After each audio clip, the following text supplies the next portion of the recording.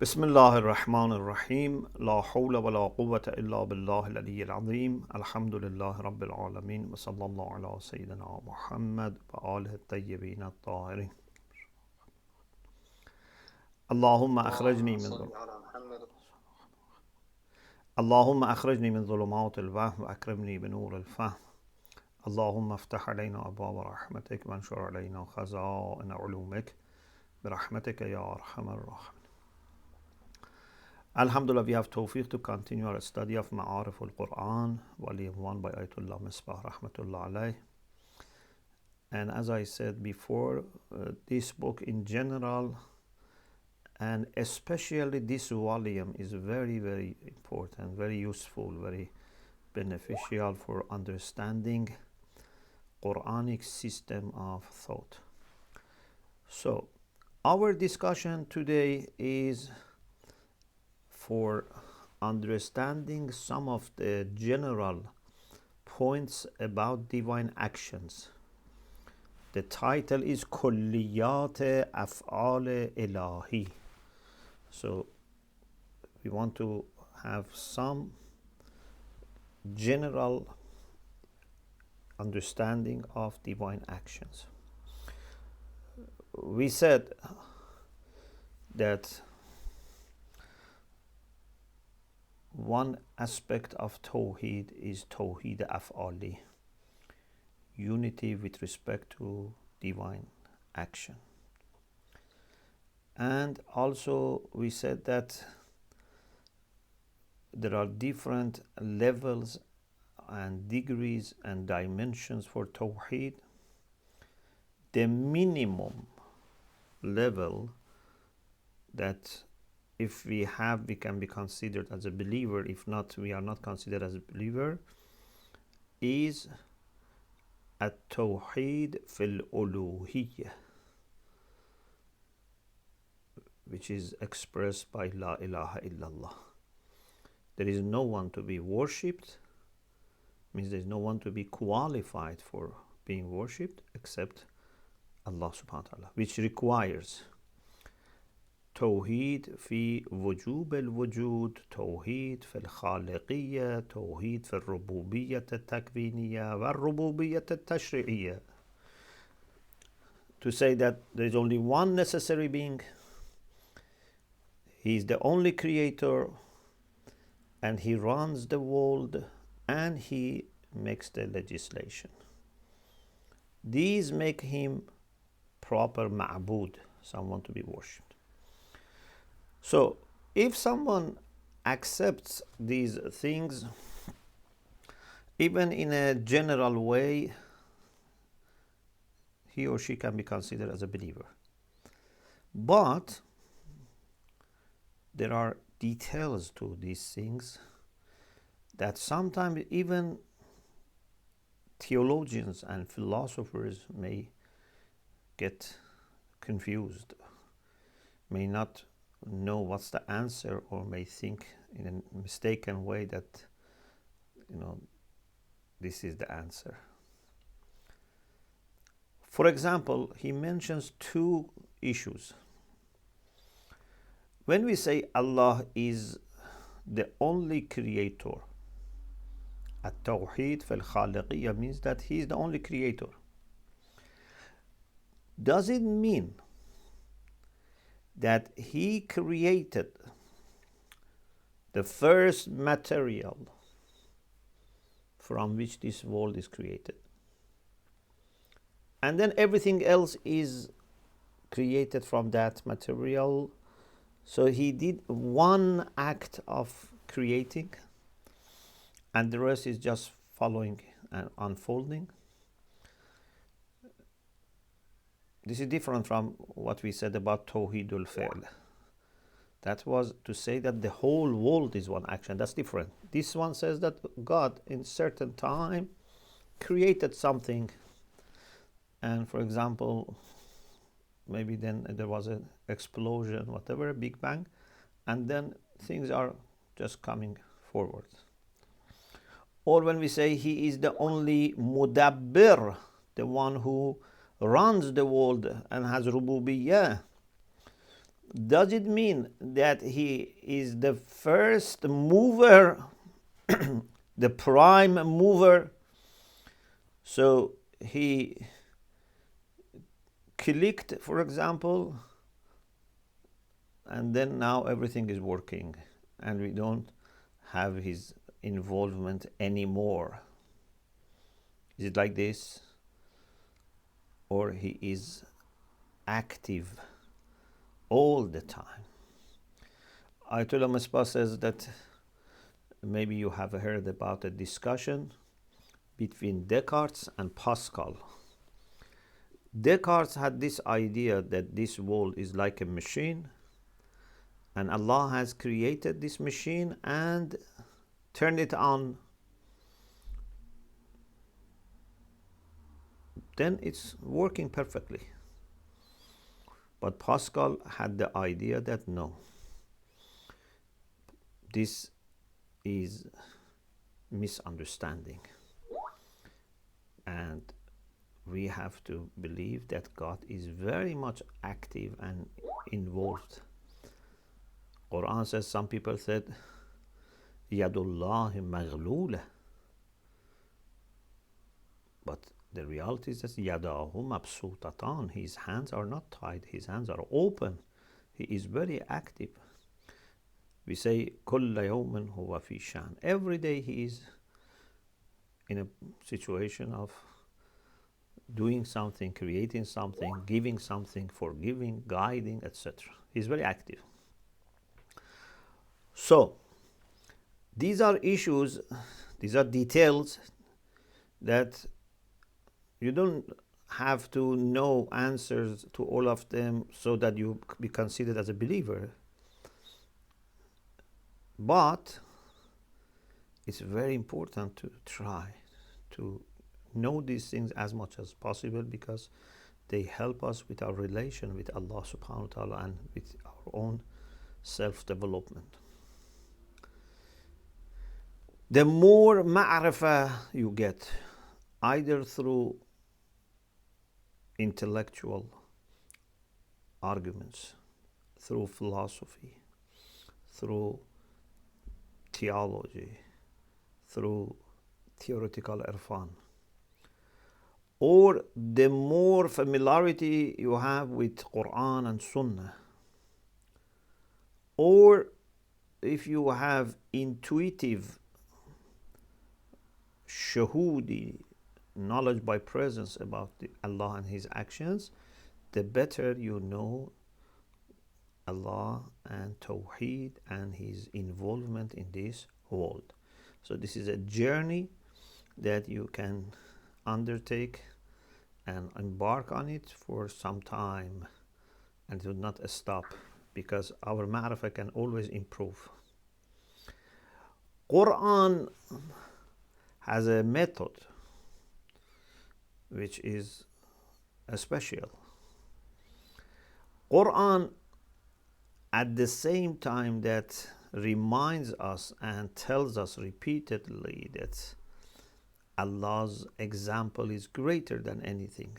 We cannot grasp and understand fully His essence, His attributes, His actions, etc. But tries also to improve our ma'rifah. So there are two things. One, to say that I can fully understand Allah, I can fully understand His essence, His qualities, His actions. This is one claim. The other claim is to say, no, I cannot fully understand Him, but I can understand Him well to some extent, and this can increase, but never becomes perfect.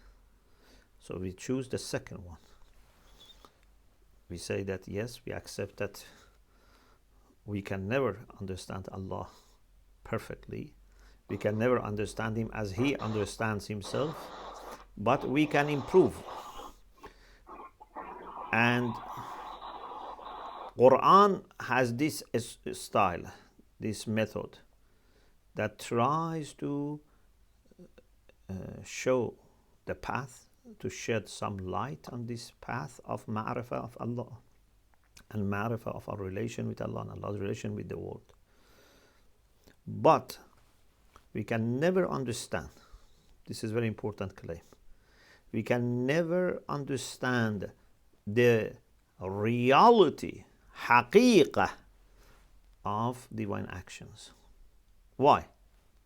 He says maybe some people find it difficult.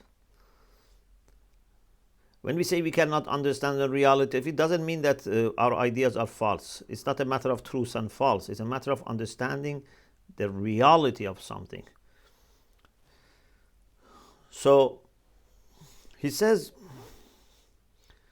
how we come to recognize notions such as creating, causality, action, agent, etc. How can we come to these notions and concepts? It's through our reflections on instances of such things that we have in ourselves. So when I think that I am doing something, I am causing a kind of situation, then little by little my mind develops these concepts like cause, effect, action, creating, doing, things like this. And then we try to use them for Allah subhanahu wa ta'ala, but carefully. We do tanzih.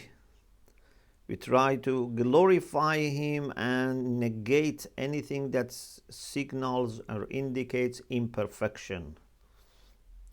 So it's like ilm, which is His action, yeah? So when in the case of ilm, we say Allah has knowledge, but His knowledge is not like our knowledge. And His knowledge is not through studying and through learning and through taking notes and going to school and having teacher, etc. Or is not subject to forgetting or confusion, etc. But He has knowledge. Here is the same. Allah acts, we also act. And we know His action is not like our action. His action is not, for example, through muscles and through, a gradual process that takes place in us. His action is not, making Him tired, etc. We know that there are certain things in our actions that would not be true about Him and His actions. But in the end of the day, if you ask, what is the reality of His action? What is the reality of His creation? We don't know, because we have never experienced creating something as Allah creates. Creation not from anything, giving existence, because we are not wajibul wujud. How can we experience the way wajibul wujud knows or acts, etc.? Yes, those who have developed knowledge by presence, they have ma'rifat al-shuhudi, shuhud in this sense. Because I can say intuitive knowledge or understanding, but you have to be careful. Intuition in English has another meaning. So those who have this knowledge by presence about Allah subhanahu wa ta'ala, they may understand according to their level something about His actions. Because ma'lul and illa are connected. And if ma'lul is an intelligent, understanding being like human beings, as much as they are connected to God, they can have knowledge by presence about Him, but they cannot fully and from every aspect understand Him, but just from that point of connection that they have with Him. And anything then inside themselves, and if anything God is doing through them, they can have knowledge by presence. But if something is outside their existence, something else which is connected to God, they don't understand. So it's possible through ilm huduri to have some kind of understanding of divine action. But it's very much, again, different from the way that Allah understands his actions. Very limited. If we want to give an example, maybe this Quranic example that we have about Prophet Ibrahim, Allah Nabiyyina wa alihi wa alayhi salam, can be very helpful, very useful for us. You know that Prophet Ibrahim in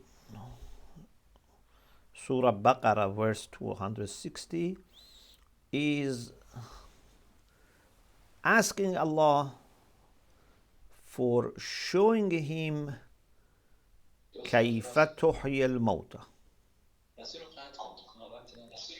رب أرني كيف تحيي الموتى. I say it first in Arabic. I didn't translate it because there are two ways to translate this which makes difference. I want to translate it carefully. Of course, if you translate it carefully, then it's only one way. Rabb, which is Rabbi, my Lord, is very important, my Lord. So it's about Rububiyyah of Allah. Arini, show me. Kaifa, how, tuhyi, you revive, al-mauta, the dead. If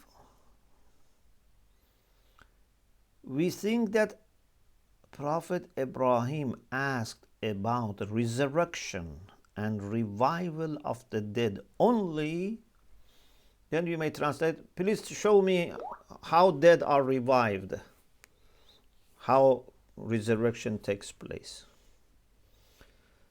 But Allama Tabatabai has made a good observation. He says, no, the question was not about resurrection or revival of the dead only. The question is how you do it. كيف تحيي الموتى. Therefore, the question was not show me in how something can be revived. So in my presence, in front of my eyes, please give life to a dead person and I can see it. If Allah was doing this, then maybe Prophet Ibrahim was only seeing what happens in this. Unless he had malakuti vision that he could also see the divine involvement. Because most of the time what we see is what in this dunya? We see rain is coming. We may not see hand of God. We may not see involvement of God. And this is the problem that we have today. That today we look at natural phenomenon and we try to explain them by the rules of physics and chemistry, etc., mathematics, but we are not looking at illat fa'ili or illat gha'i. Ayatollah Jawadi Amali Hafadhahullah has a beautiful point. He says everything is a triangle.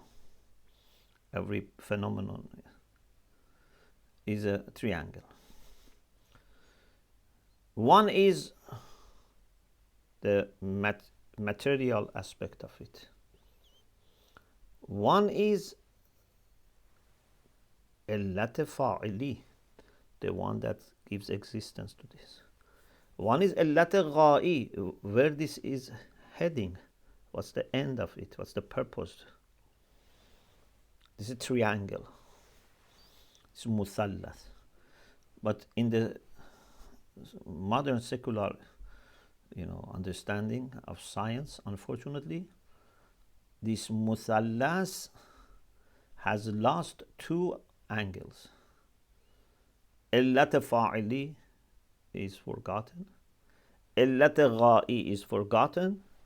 And the focus is only on the maddi side, the internal things that happen here.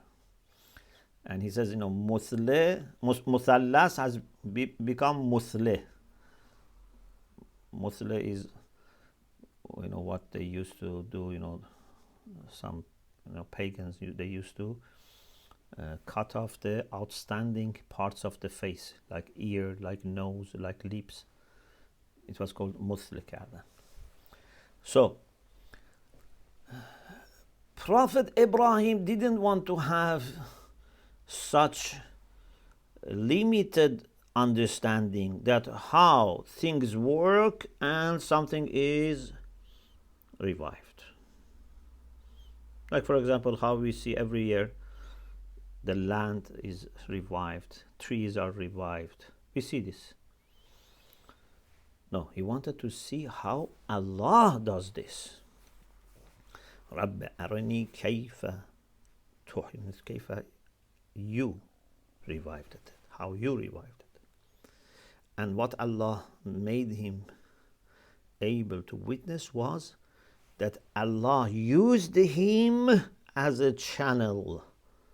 Through him he revived those birds. So said, خُذْ أَرْبَعَةً مِنَ الطَّيْرِ,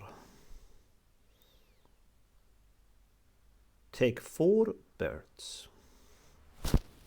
It could be just with one bird,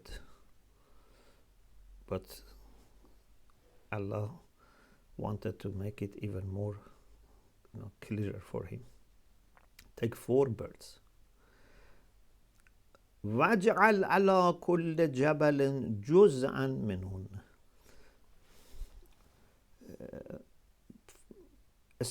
These 4 birds,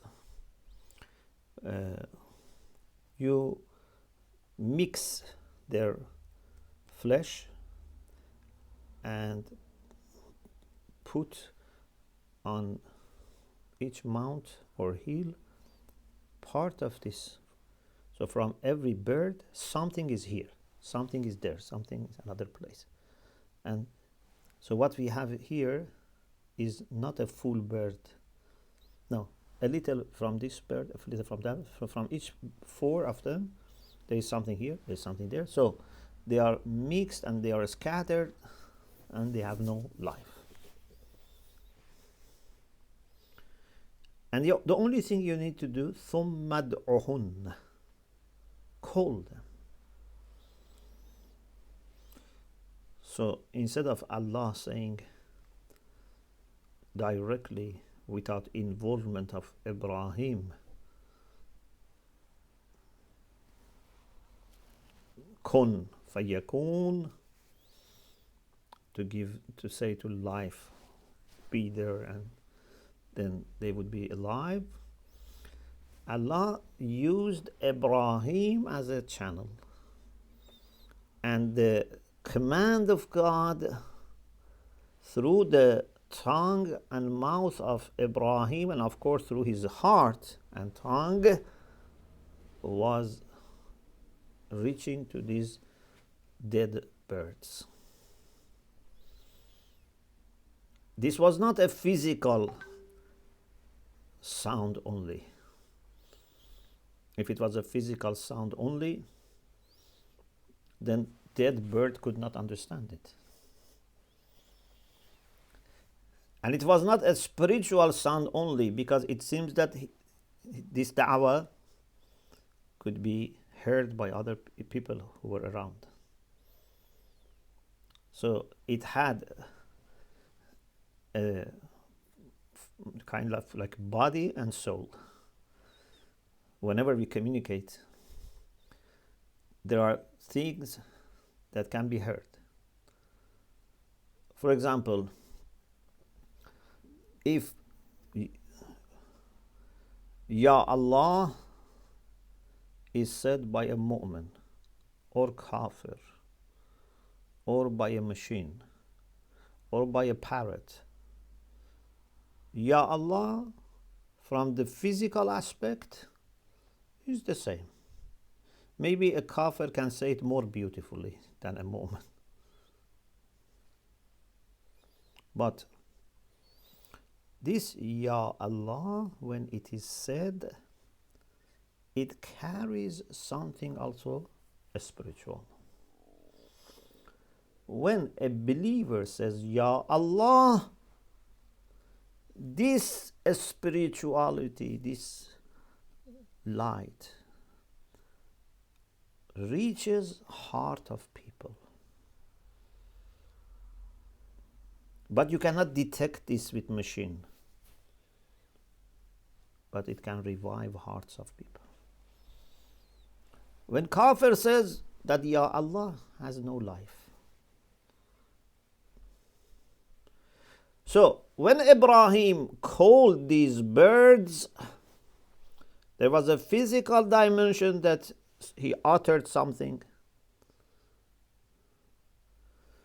But there is a spiritual dimension that through the heart and words and breathing of Ibrahim, command of God reached those dead birds. And they were resurrected as they used to be, not that they had to, take time, be eggs, and then, little by little grow. And quickly, not that because now they need some time to rest or, to little bit, walk. ثُمَّ يَأْتِينَكَ سَعْيًا, because they want to reach the source of that call. So Allah subhanahu wa ta'ala involved Ibrahim ala nabiyyina wa alihi wa alayhi salam in this process of reviving the dead. So Ibrahim saw the mulki side of it, but saw the malakuti side of it, and even more, he was part of the process. He didn't just witness, he was part of the process.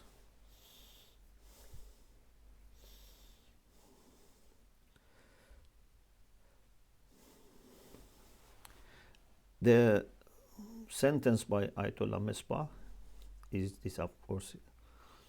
I chose 2-3 lines. He says, در واقع حضرت ابراهیم علیه السلام مجرای احیای الهی شد. In fact, Prophet Ibrahim became the channel for divine revival of these birds by Allah subhanahu wa ta'ala. یعنی خدا به وسیله حضرت ابراهیم این پرنده ها را زنده کرد. By the means or with the help or with the usage of this means as Ibrahim, Allah did this. Not that he needed Ibrahim, he can do it without Ibrahim. But he uses asbab, and this time he wanted to put Ibrahim also in the process so that Ibrahim can understand.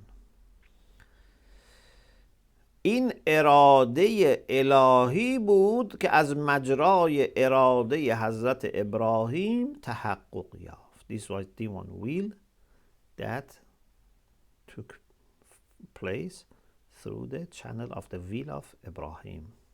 And Hazrat Ibrahim saw that how divine will works. He says this is ma'rifat shuhudi. This was a kind of knowledge by presence. So if you have such experience, that would be great. But we don't have necessarily. Maybe some people have, but it's not something that we all have.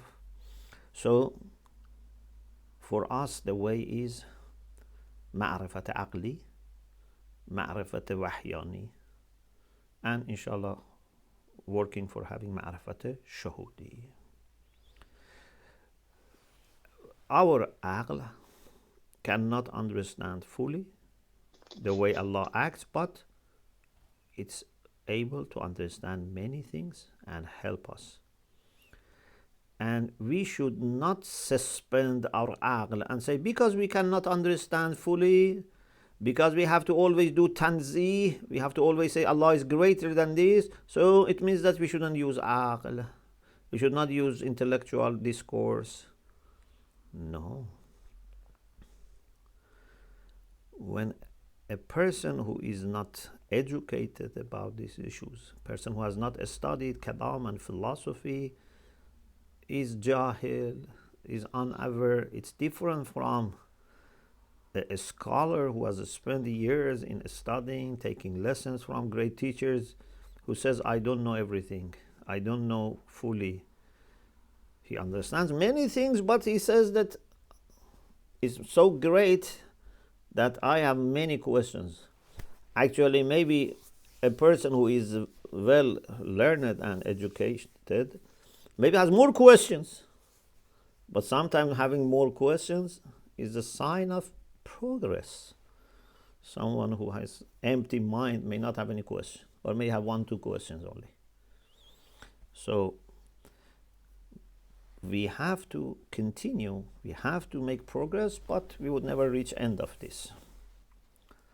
So now, let's go back to those questions. We mentioned as example 2 questions. One, does Allah create everything, or He created some material and then things are coming from that? Number 2, does He run everything, or He just turned on the machine and the system is working? So let's start with the question about creation. From the Quran, we can understand that not only the origin of the world, not only the first material, no, everything that you can say, shay. Shay means thing. Everything is created by Allah. As examples, we can refer to some verses. For example, in Surah An'am, verse 101, in Surah Furqan, number 2, وَخَلَقَ كُلَّ شَيْءٍ. He created everything. Shay, any being. Or in Surah An'am, verse 102, and Surah Ghafir 62. ذَلِكُمُ اللَّهُ رَبُّكُمْ خَالِقُ كُلِّ شَيْءٍ. He is the creator of everything. Or Surah An'am, verse 2, and Ghafir 62. Although maybe there is a mistake in the numbers, you have to check. In the edition that I have mentioned this, but maybe you have to check. وَاللَّهُ خَلَقَكُمْ وَمَا تَعْمَلُونَ. This addition is very important. Allah created you, because you are also shay. He created everything, including you, and also created ma ta'malun, what you do. So our actions are also created by Allah subhanahu wa ta'ala, because our actions are also something. You cannot say it's not shay. Our actions are also created by Him. And about the second question, tadbir, running, again the Quran emphasizes on the fact that everything is run by Him. Plus, in some detailed ways, Allah also refers to some issues, some affairs that are run by Him. So in general, He talks about this, and also He gives cases about rain, about life, death, etc. In general, for example, in Surah Yunus, verse 29, يُدَبِّرُ الْأَمْرِ. In al-Usul, in principle of jurisprudence, we say this is mutlaq. Mutlaq and am both indicate generality, but mutlaq indicates generality through مقدمات الحكمة, requirements of wisdom, but through lafz term. Sorry, someone is knocking the door.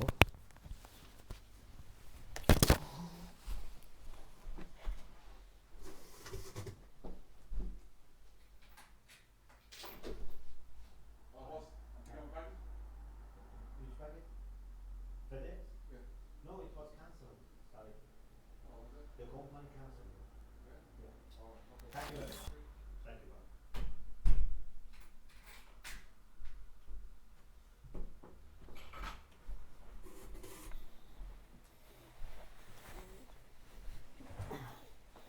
Sorry for that.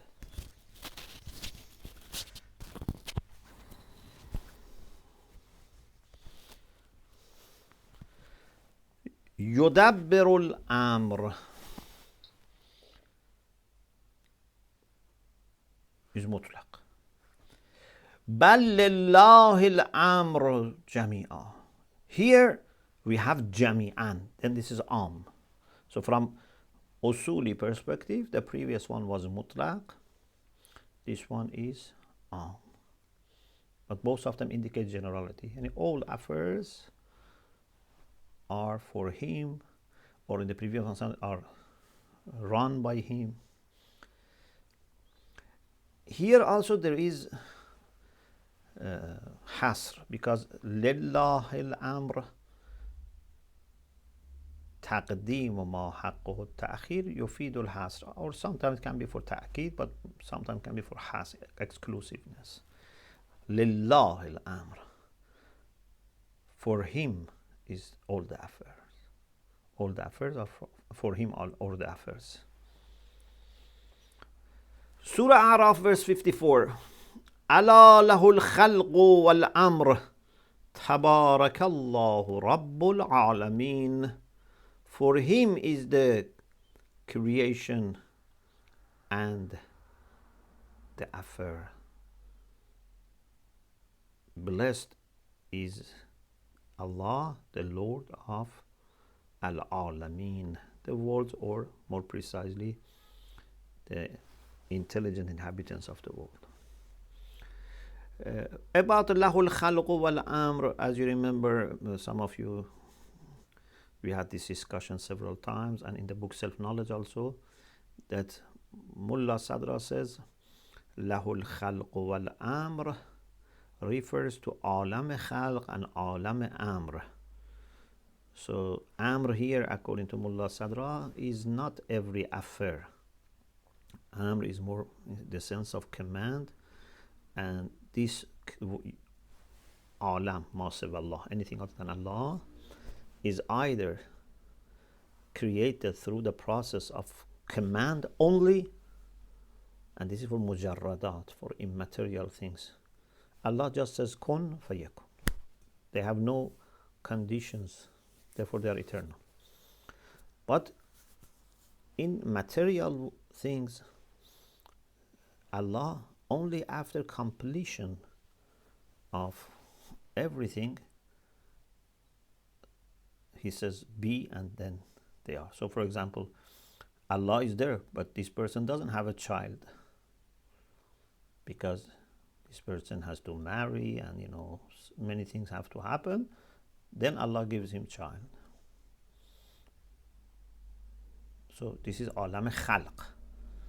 So Khalq and Amr here, according to Mullah Sadra, are used as two parallel words. But another way is to say, in the way that it seems Ayat Misbah is using, he's using Khalq and Amr for the whole creation.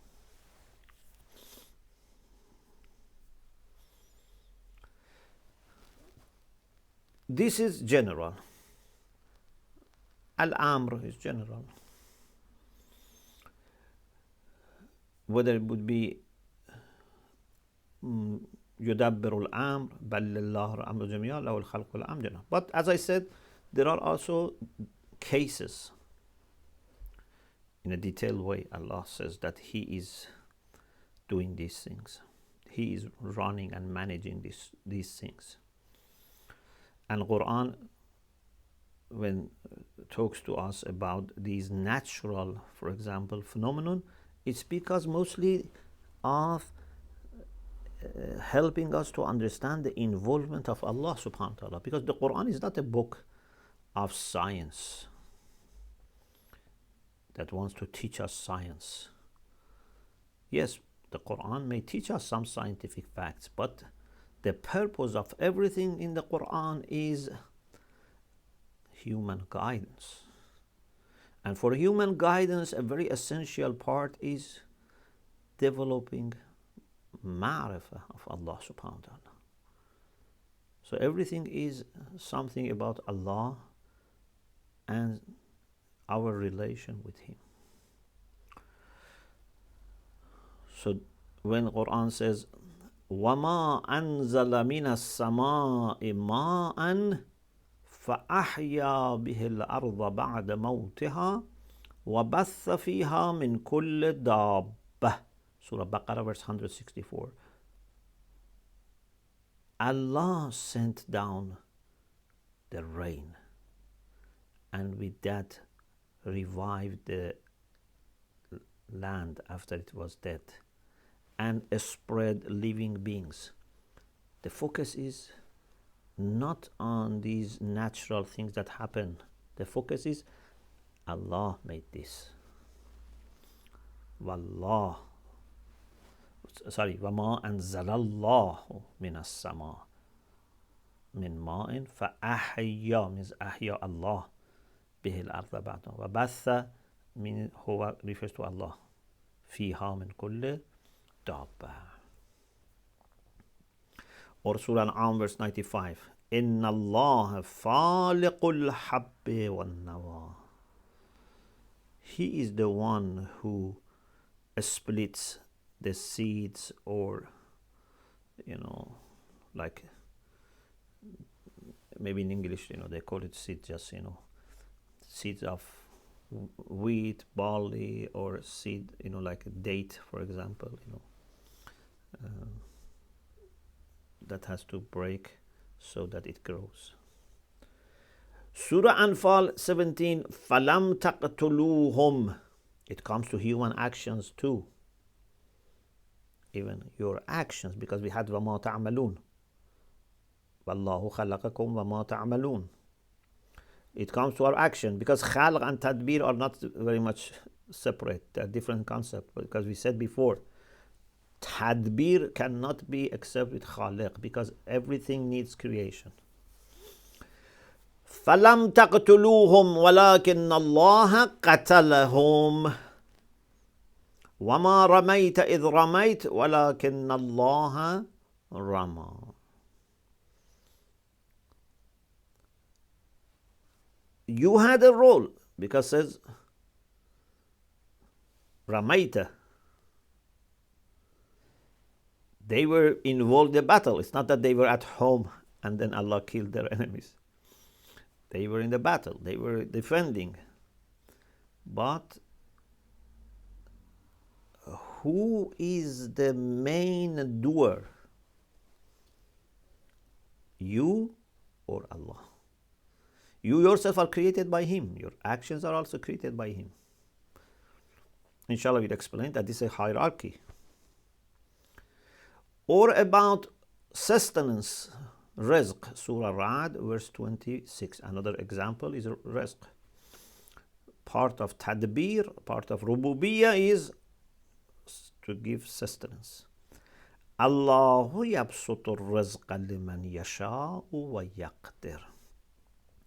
He can open or close, means to give plenty or restrict it and give little for those who He wills. Of course, His will is not arbitrary. It's based on criteria, qualities, qualifications, etc. Hidayah. Hidayah is a very important part of rububiyyah. Surah Baqarah verse 203, Surah Nur verse 46. وَاللَّهُ يَهْدِي مَنْ يَشَاءُ إِلَى صِرَاطٍ مُسْتَقِيمٍ. Allah guides those whom He wills to the right path. So Allah is involved. Now, questions may arise. If Allah does all these things, including our own actions, wouldn't this imply that there is determinism, in the sense that everything is predestined? There is jabr. We don't have really free will. He is doing everything, and we are just like puppets. Nothing in this world has any role, and only He does things. The answer is obviously no. The Qur'an tells us that there is a system, there is a hierarchy. As I said, part of the triangle is illat fa'li. Part of it is also the things themselves and illat maddi, etc. So, Qur'an is never trying to reject or negate or deny interactions that take place in this world, or to deny laws of the nature. Quran is not trying to suggest that we are nothing except puppets, or like, some pieces of wood, for example, in a flood and storm, either, floating over water or, flying in the air. We have no control. No. If we had no role, why Allah sent messengers and prophets? Why they try to help us with purification of the nafs, self-purification? Why they, give us maw'izah, they advise us, they preach, etc. Why Allah sent the books if we were forced? Doesn't make sense. Why there is reward and punishment? Quran doesn't want to deny or take away from human beings their role, as Quran doesn't want to deny the role of the natural causes and natural processes. But Quran tries to help us understand the full picture, not incomplete picture, not to see only those things which are directly and in a physical way involved. You have to have a broader vision and see the whole process. For example, sometimes a person gives you milk. You shouldn't think that this person has produced this milk. You have to consider, that this milk has reached him through some shops, and the shops from factory, and the factory from farm, and the farm, has some cows, and these cows have been fed, and this grass came from where, and all these things are involved. Just because someone gives you milk, you shouldn't think that this is the only one who is involved. And even if you go up to the very end of it, if it is possible, in this natural world, it's just the horizontal way. Then Allah subhanahu wa ta'ala and the intellects and Hujjah of Allah and the angels are also involved.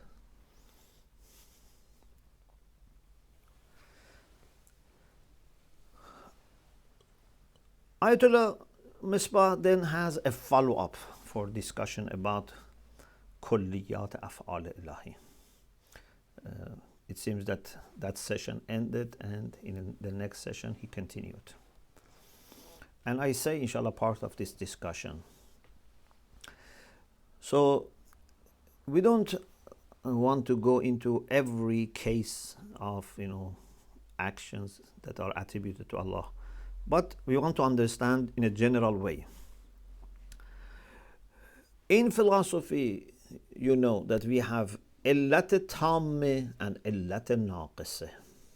Illat tamme, or complete cause, is when you have everything needed for the existence of mumkin.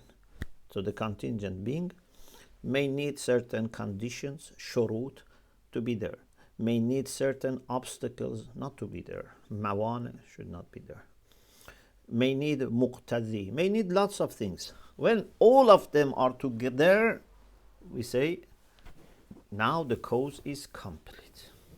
But each part of illat tamme alone is naqisa, is incomplete, is not enough. If one part is missing, we cannot have, because if one part is missing, means we don't have illat tamme. The cause is not complete. So lacking even illat naqisa is enough not to have something. So you can say lacking illat naqisa for existence is illat kamil for, or tamme for non-existence. Yeah, because adamul illa illatun la adamul wujud, and adamul illa happens even if one piece is missing. But if we want to have the existence of ma'lul, we need to have whole illa. This is one point. Number two, these parts are sometimes replaceable, sometimes not. Sometimes, for example, if you want light, maybe you put on fire, maybe you switch on a light, maybe there is sunshine. So there can be different things that change. So ajza all have to be there, but sometimes one or some of these ajza can be replaced with other things. This is also obvious. The third thing is that sometimes there is hierarchy. We need something which is at the lowest level involved, which is very close. Like, for example, I am opening the door and unlocking and opening the door. My finger is involved, my muscles are involved, my brain is involved, my soul is involved, but I am also created by Allah. Allah is also involved. وَمَا رَمَيْتَ إِذْ رَمَيْتَ. When someone shoots the arrow, the hand, fingers, the arrow, all are involved, but above that Allah is involved. This is hierarchical. When you have hierarchical, they don't replace each other. Yes, each might have a replacement apart from the top one, which is Allah subhanahu wa ta'ala, or maybe some of the mujarradat here which have no replacement. But when it comes to maddiyat, there can be sometimes replacements. Sometimes they are not illat munhasira, they are not exclusive cause, they can be replaced. Instead of this person, another person can do this. This is possible. But sometimes it's hierarchical. So it means this has a role, the other one has a role, and they don't replace each other. They just have to be together. So this is also very important. And sometimes also it's possible that when we are in the level of dunya and natural and material world, sometimes we have a physical or material cause, and sometimes we have another material cause that can replace it, and sometimes we may have a supernatural cause that replace the natural cause. This is also possible. For example, when Prophet Isa ala nabiyina wa alayhi salam was giving life to the dead, then here there was nothing natural here. It's not like a child being born, for example, or a medicine was given, for example, things like this. Unless you say touching of the hand of Isa, for example, was there, or his breathing was there. But it seems that it's more a supernatural cause, like dua, like salay rahim, all these things that in the discussion about mu'jizah we discuss, that there can be natural causes, there can be supernatural. There is causality, definitely, but things can sometimes replace. Sometimes physical things replace each other. Sometimes a supernatural thing can replace a physical cause, etc.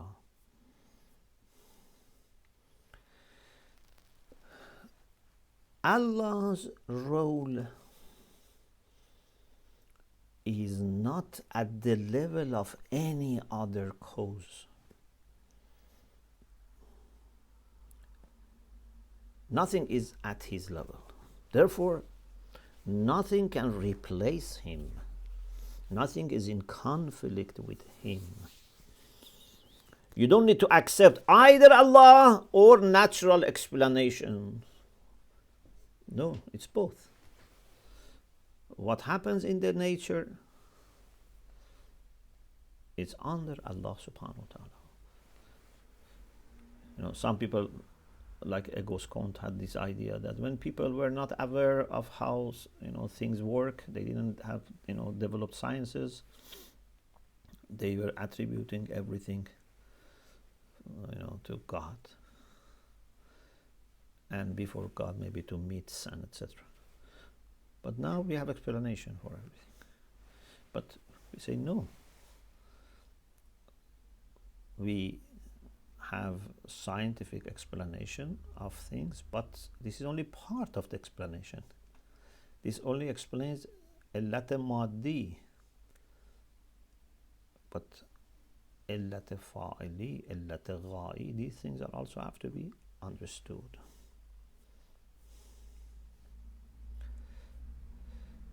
So this is the main discussion so far. Inshallah, we continue this discussion in the next session, and we have some examples, for example, like taking life, how it is attributed to the angel of death and the angels under the angel of death and to Allah subhanahu wa ta'ala.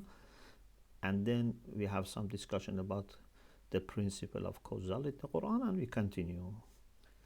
We pray to Allah subhanahu wa ta'ala to help us have proper and intimate and heart-opening and heart-warming ma'rifah of Him, inshallah.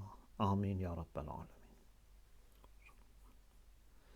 If you have questions, comments, we can inshallah have them.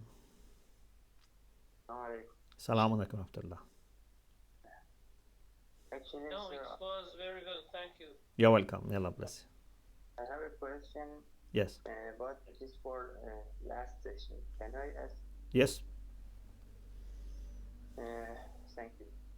Actually, sir, we told first Tawheed Afghali, first idea of mystics or was that all acts it belongs to God.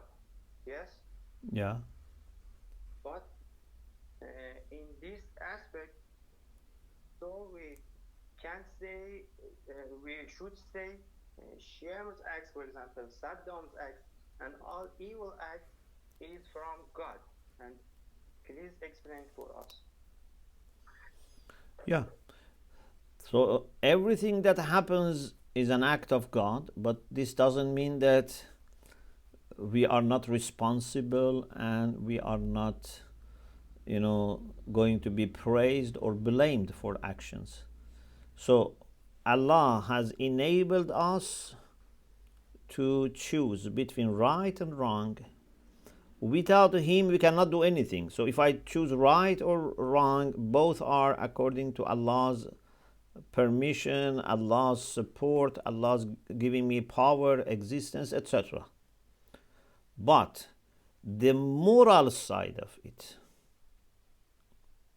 is for me. If there is anything from Allah, is positive. And if anything bad, it's because of our mistakes, our immoral choices, immoral decisions. So this is why then we distinguish between al-iradatu takwiniyya and al-iradatu tashri'iyya. So if someone commits a sin, iradiyya takwini of Allah is there. Allah has created him, Allah has given him power, Allah has given him free will. But iradiyya tashri'i of Allah is against this. So we may disobey Allah subhanahu wa ta'ala when He has iradiyya tashri'i, na'udhu billah. But no one can disobey iradiyya takwini. The pleasure of Allah, whether Allah is happy with something or not, is a matter of, is it compatible with His iradiyya tashri'i or not?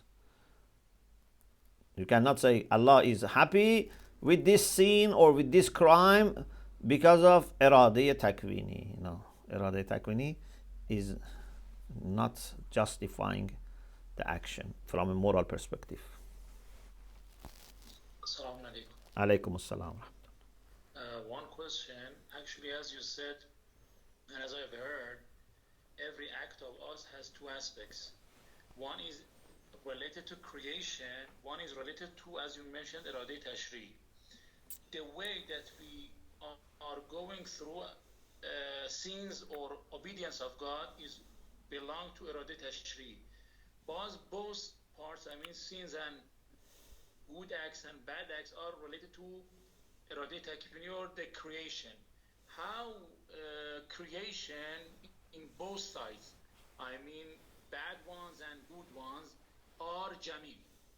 Is one question that everything that was created by God is jamil. Yeah. So how can we describe those bad ones also jamil? We should just focus on creation. Yeah. So as far as it is concerning Allah, it is jamil. So it is jamil that He gives free will to us, even if the cost is that we may make mistakes, we may commit sins. But this is jamil that we have free will.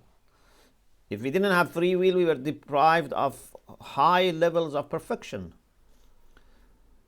But this doesn't mean that sins are jamil. Sins are not jamil, but the way we are created, that we are able to make sins or make obedience, this is jamil. If we were created in the way that we could only make sins, then the creation was problem. This creation was not jamil. If it is only producing bad things. I got it, yeah. Yeah. In comparison with free will, it could be jamil in both sides. Yes. Thank you. You're welcome. Sir, sorry. I understood from your speech is that at least in iradiyya takwini of Allah, for example, when Shem killed Imam Hussein, Allah is involved in iradiyya takwini. Yes. Yes. Yes. But you cannot say Shem defeated Allah. Yes, but I have another question. You have a claim, and it is that you said it is not fault of Allah in iradiyya takwini. But what is the reason why it is not fault of Allah? Because it is iradiyya takwini of Allah also. Yeah, but iradiyya takwini of Allah is to give us free will. You choose. if I have a mature child that I have educated, I have given him guidance, and I give him money to go to school. Then instead of going to school, he takes the money and goes, to a wrong place. Who is responsible? Very good. Very good example. You're welcome. Thank you, sir. May Allah bless you. التماس دعاء. Thank you. We appreciate that. Thank you. جزاكم الله خيرا. May Allah bless you. التماس دعاء.